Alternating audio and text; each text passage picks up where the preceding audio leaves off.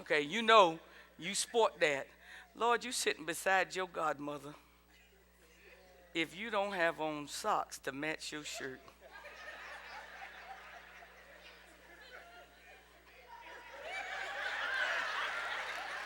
Y'all forgive me, I ain't had much sleep. I'm telling you, I haven't had much sleep. Now, let's say you had a sweatshirt on looking for Mrs. Wright. And then you get married.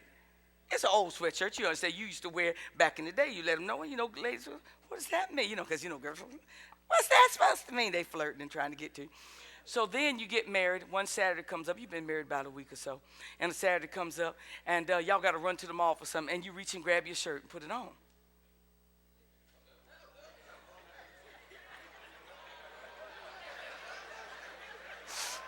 Now, we're going to assume she ain't home. Or she ain't a member of this church, is she, girl? No, sir, he'd have been snatched at the door. And for those that don't know what that is the door. The door. Oh, yeah. So you put it on. Isn't that something? Now, you made a commitment to one, but you still advertise.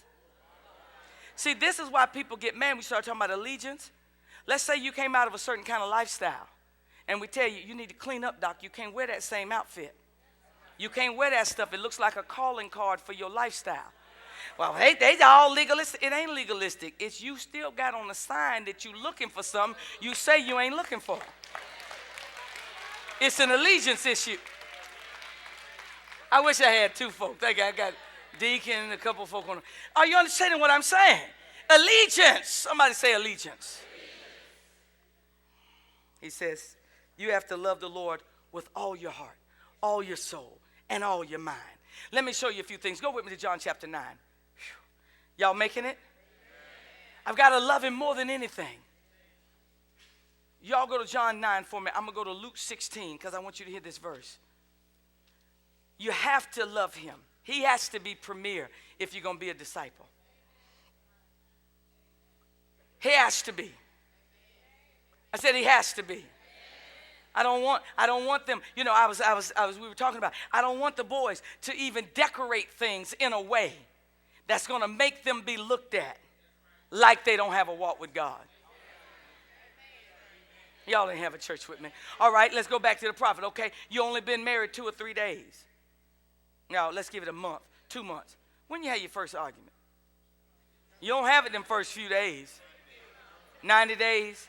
You about 90 days in. And about 90 days in, she done asked about taking that trash out one time too many and ain't put them clothes up.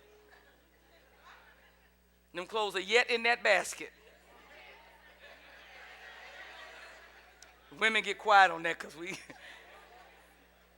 And then somebody responds to you. You ain't really... 90 days ain't the kind of... That's not...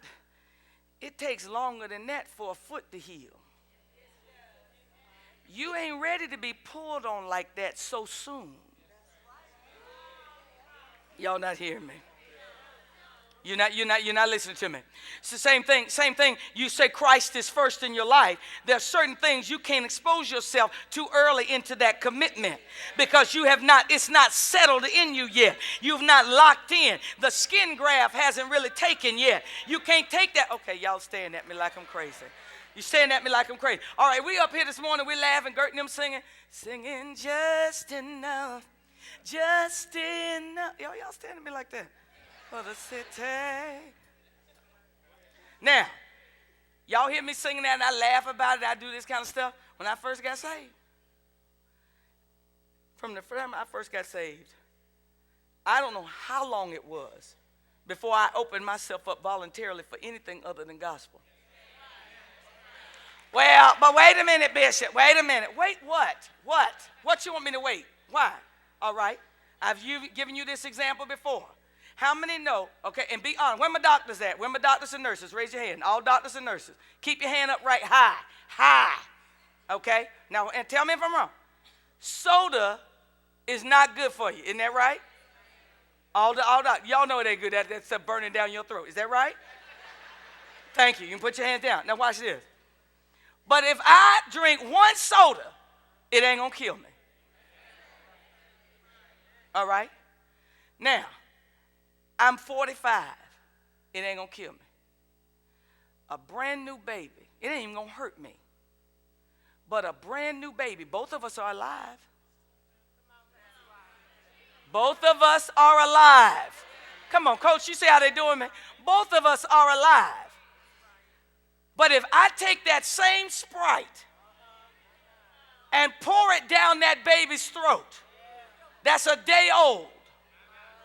There's no telling what that kind of substance would do so soon in its life, though it is fully alive. You ain't hearing me.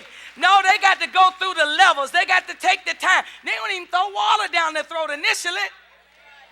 You start out with breast milk. You got to start out on prayer. You got to start out on holiness. You got to start out on fasting. You got to learn amazing grace. I thank God for Kirk Franklin, but you better go further back than that.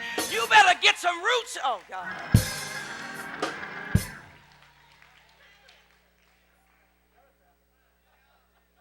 I done walked with God for 20, 30, how many years is it? 81? What year is this?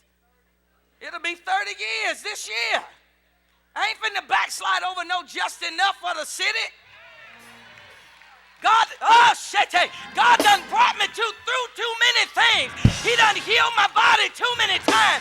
He's delivered my mind too many times. But when you first get saved, I couldn't play LTD the first day I got saved, Trace.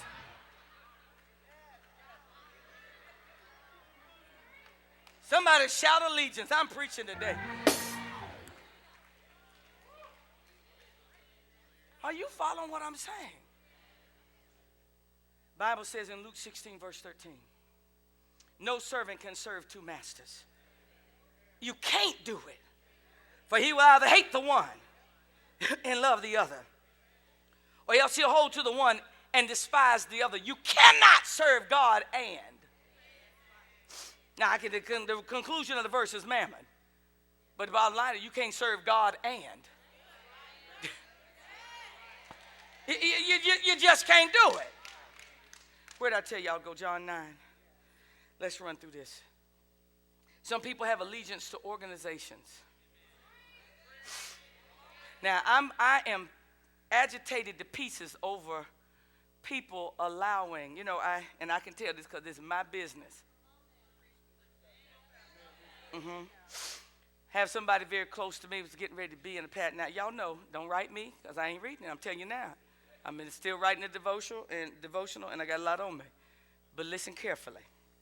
She's getting ready to be in a pageant. And she just told me she was about a pageant. She's got to be in a pageant. And she's like my niece. And so I said, okay, well, you tell me what you need. I said, she never hardly asked me for anything. So I said, well, then something started bothering me about the thing. So I started thinking about that thing. I read the letter again. I called. I said, what is this about? Well, she had neglected to tell me it was about a sorority thing. I said, now, baby, I don't do that. I said, I don't do that. I don't believe in no allegiance like that.